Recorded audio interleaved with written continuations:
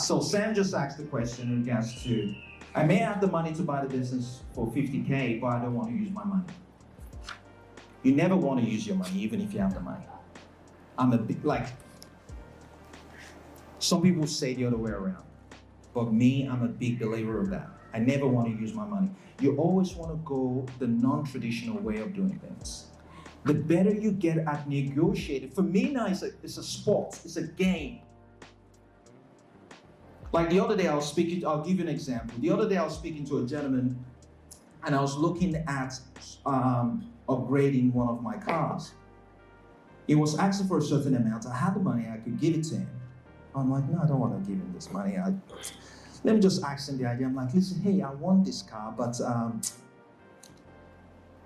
would you do some sort of like a staged payments kind of where I take the car and I put it on luxury lease, I manage your lease, then the money I get from it, I will pay you back bit by bit. Surprisingly, he was open to the idea. Now let's go back to this question. You want to buy a business worth $50,000.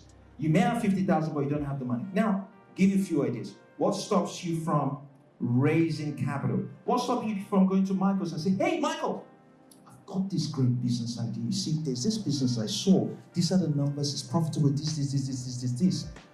How would you like to come in on this business as a 10% shareholder and you go see other 5 people?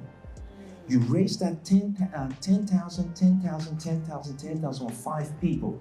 Then all of a sudden, you've got a business with none of your money, with everyone else's money. You give them 10% shareholders, they become 10% stakeholders, and you're 50% stakeholders. The point is, there is money everywhere.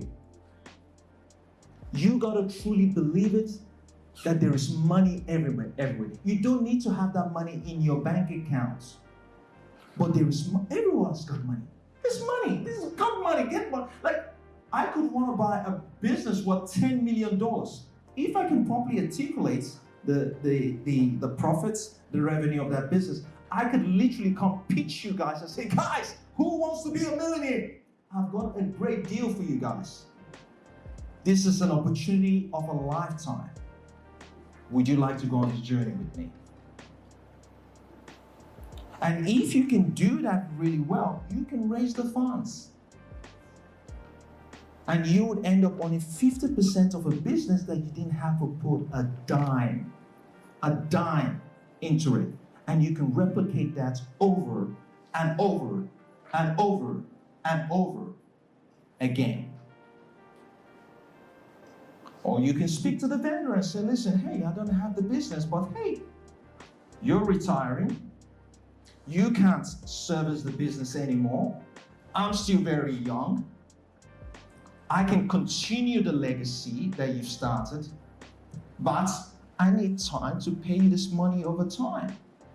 What do you say? Are you willing to do that? Yes, no. And again, you got to really understand what appeals to the person. Everyone are different. You got to learn to listen to what people are saying. Ask questions. Really ask questions.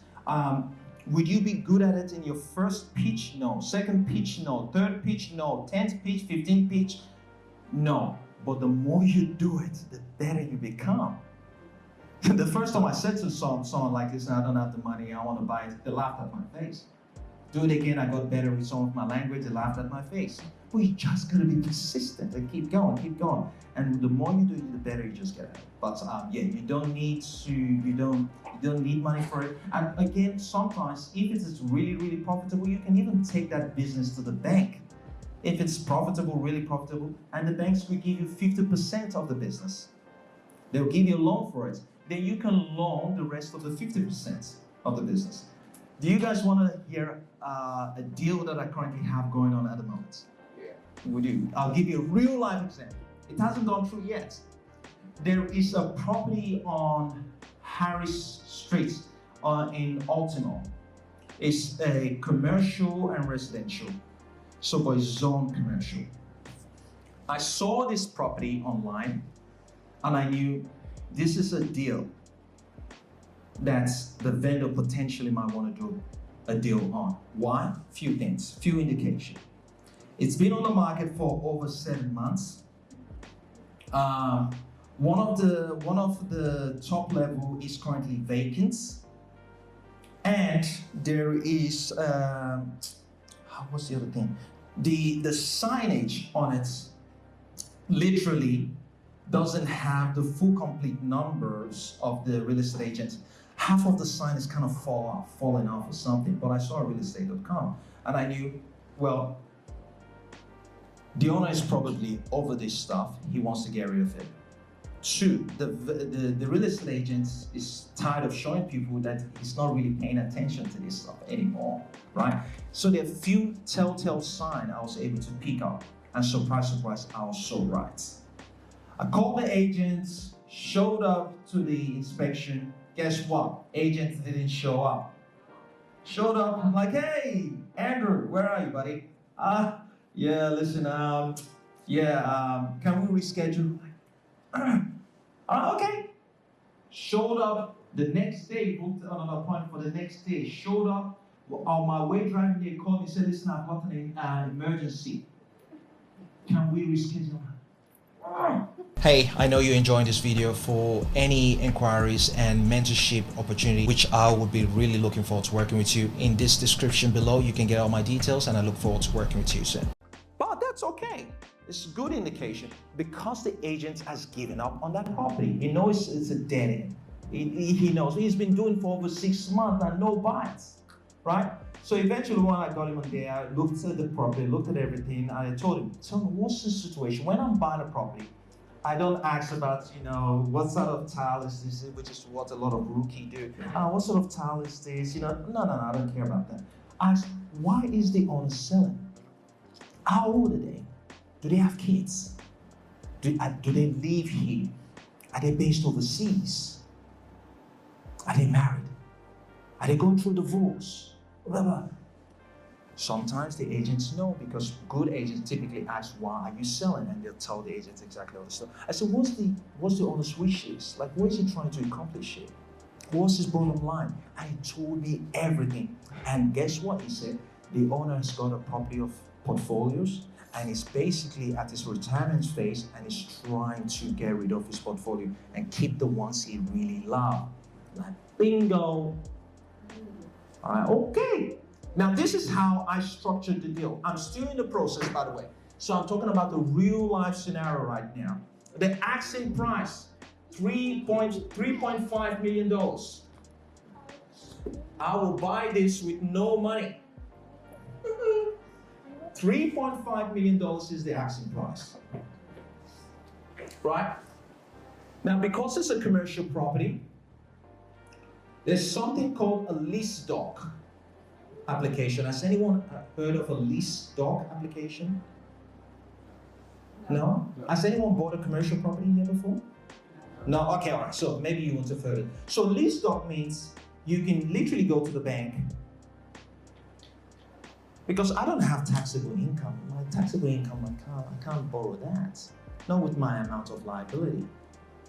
Can't. So I literally took the rental income of that property and say to the bank, this is what I would like to use as serviceability to borrow the money for this property. So that's what we call lease doc. So lease doc is basically you taking the lease on that property or that asset, taking it to the bank, regardless if you earn money or not, regardless if you've got any other liabilities. So it's good for people that's got so much liabilities, not much income, taxable income, to be able to show to the bank. So use that, and the bank came back and said, based on this particular property, as long as valuation stacks up, we would borrow up to 60% on this based on that paper. Then I go, okay, perfect. Now I'm down 40%. Where am I gonna get this 40%? I know I can get the 60%. Where am I gonna get the 40%? Called back my agent buddy and I said, listen, hey, I really like that property. Let's do a deal. Does the owner want to sell? I said, yes, I want to sell. I want my commission. I'm like, yes, you're going to get your commission as long as you work with me. So let's work together. Can you go back to the vendor, tell them, I know they want to sell, but can they give me 40% of the asking price as a vendor finance? The guy scratched his head. He goes, what do you mean give me money? He wants to sell, not give you money. What are you talking about? So a lot of real estate agents don't know how that process works, which is vendor finance. A lot of agents don't understand how this works. So you need to be able to educate the real estate agents on how that process works. I said, listen, just go back to the owner, tell them that, listen, I want a vendor finance. So on settlement day, what will happen is they would take that amount and they'll call it like an equity gift for this matter to settle. And behind the scene, we can put back some sort of caveats on that property to secure their ownership of that 40%. And over an agreed amount of time, at this point in time, I'm trying to negotiate 5 years to pay back the 40%. I don't want to rush and pay it back, whatever. The aim is to pay it back, I want to pay it back based on the income coming from them, not from any other income. It must be from the income from here. Surprise, surprise. This week it came back saying the owner is open to the idea. Now, let's go back. I don't have the money to buy this property. I don't have the capacity to buy this property. But here I am, potentially might be the owner of this property in 2 to 3 months' time, depending on how quick the solicitors work to organize with the paperwork. That's the type of approach you need to start taking.